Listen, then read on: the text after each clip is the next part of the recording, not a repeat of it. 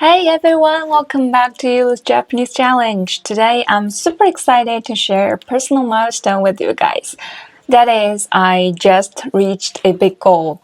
I read 1 million words in Japanese using Link. And as you may know, I always shadow native audio in the meantime, so technically that's a million words read and a million words shadowed in Japanese. I've already made detailed videos about my learning journey, my methods, and how I do shadowing, so today I will just give you a quick rundown. 2 years ago, when I started learning Japanese, I had to prepare for my life in Japan, so I needed to be able to speak as soon as possible.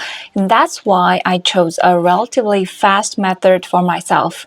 First, find interesting audio or video with transcripts. And second, pick Link as my content center and major tool. And third, read, listen to, and shadow every Link lesson either made by Link or imported by myself. Last, do it consistently, usually around 20 minutes every day. I also watch a lot of Japanese videos on YouTube and Netflix that I enjoy. I like to call it all Japanese at all time and shadowing. This simple practice has helped me improve my Japanese skills. As I continue to practice, I noticed that my pronunciation is getting better and sounds more natural, and I can speak as fast as the original audio. And then I understand Japanese better. I can recognize more language patterns and so and so. I thought it would be a great idea to record myself reading the same passage every now and then to track my progress. I will play 2 recordings from last year and this year. Please help me check whether I've improved or not. This is the recording from last year after my first year of shadowing practice. 皆さんも日本のニュースで見たり聞いたりして知ってる人もいるかもしれません。日本では今月の7月の1日からレジ袋の有料化がスタートしています。レジ袋っていうのは買い物をした時にスーパーでもらえるプラスチック製の買い物袋のことですね。今までは無料だったんです。何枚でもタダでもらいました。でも、7月1日から有料化、お金がかかるようになったんですね。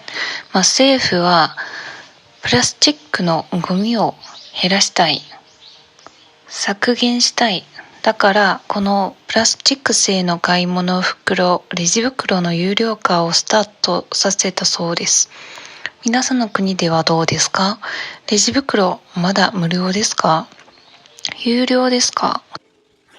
And this is a recording from a few days ago after I've shadowed a million words. 皆さんも日本のニュースも見たり聞いたりして知ってる人もいるかもしれません。日本では今月の7月の1日からレジ袋の有料化がスタートしています。レジ袋っていうのは買い物をした時にスーパーでもらえるプラスチック製の買い物袋のことですね。今までは無料だったんです。何枚でもタダでもらいました。でも7月1日から有料化、お金がかかるようになったんですね。政府はプラスチックのゴミを減らしたい、削減したい。だからこのプラスチック製の買い物袋、レジ袋の有料化をスタートされたそうです。皆さんの国はどうですか？レジ袋まだ無料ですか？有料ですか？ Do you think there's a big difference between the two? From my own perspective, I feel that my speech flow has become smoother and my pronunciation has become more natural. I can definitely sense some improvement. It took me 2 years to read 1 million words in Japanese using Link. It's interesting to think about. I could read 1 million words in my native language by finishing just a few books, but in Japanese, a foreign language for me, it took 2 whole years to reach that same number. Although I've read 1 million words in Japanese, I'm not quite at intermediate level 2 yet. Still, this achievement has boosted my confidence to keep reading and shadowing more. If you're curious about shadowing, it's a simple technique. You repeat what you hear out loud, trying to match the native speaker as closely as you can. It's a great way to improve your listening, reading, and speaking skills all at once. I've made a video explaining how I do shadowing, so please feel free to watch it if you want to learn more. And now I want to say sorry for not being around for the past 2 months. I got super busy with my work lately, and we released our English vocabulary building app called Goikoi a few days ago. But thanks to many interesting YouTube channels and TV dramas, I was able to continue my Japanese learning casually even during the busy times. So for the Japanese part of this episode, I like to share with you my top 5 favorite YouTube channels and 3 podcasts. I usually import episodes from these channels into Link for shadowing practice. I hope this will be helpful for you too. はい、日本語バージョンになりました。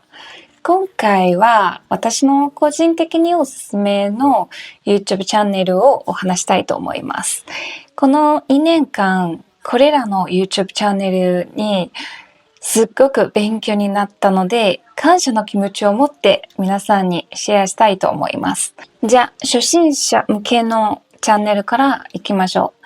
一つ目。Learn Japanese with 田中さん。このチャンネルは映画すごく可愛くていろんな場面で使える日本語を紹介してくれます。漢字のシリーズもあるし、特にビギナーたちにおすすめです。もちろん中級者も上級者も使いますよ。次は何回もシェアしたミクリアルジャパニーズ、ミクリオジャパニーズです。ミク先生のコンテンツはいつも実際に使っている日本語を紹介していただいて本当に役に立ちます。このチャンネルは初級後半の方に特におすすめです。最近の新しいシリーズ3ポッドキャストもすごくいいと思います。あとは私はミク先生のシャドーイングレッスンからいろいろなリアルな表現を学んでいて今でも繰り返して復習しています。はい。3番目。日本語できた with さやか。さやか先生は YouTube 大人気なインフルエンサーですね。すごく明るくて、見たらやる気が出るほどです。このチャンネルは、ショート動画の数が多いんですけれども、たまに長い動画を投稿しています。レストラン、空港、カフェでよく使う日本語を紹介しています。前のミク先生との会話動画も撮ってます。すべてのレベルの方におすすめです。次、4番目。私がシャドーイングコンテンツとしてよく使っているチャンネルの一つをお話したいと思います。あかね的日本語教室です。あかね先生のチャンネルは人気が高くて知ってる人が多いと思うんですけど、私が大好きなのは最近の Vlog のシリーズです。基本的に全てのエピソードをシャドーイングしてました。日常生活についてたくさんの単語や表現を学ぶことができるので、シャドーイングの内容としてとってもおすすめです。最後は5番目ね。春の日本語というチャンネルです。前回の動画でちょっと話したんですけど、はるか先生の動画とポッドキャストではいろんな面白いテーマが出てくるので、お笑い芸人とか MBTI 性格診断とか、すごく面白かったです。若い人が扱ってる日本語を学べると思います。日本語で男性と女性の言葉は結構違いますよね。もし男性の方がこの動画を見てたら、3つの男性の言葉を真似できるポッドキャストを紹介したいと思います。1つ目、ゆうゆうの日本語ポッドキャスト。次、Spotify で聞けるとも先生の Let's Talk in Japanese。3つ目、これもポッドキャストなんですけど、てっぺい先生の Japanese Podcast for Beginners。この3つはテーマが豊かで男性の言い方を学べます。じゃあ今回はここまでです。いつも見てくださってありがとうございます。最後に皆さんにお願いしてもよろしいでしょうか。もし皆さんの周りに英単語を勉強する人がいれば、ご意向をお勧めしてもらってもいいですか？映画やドラマの中の実際の場面から取った音声例文を使って楽しみながら英単語を覚えられます。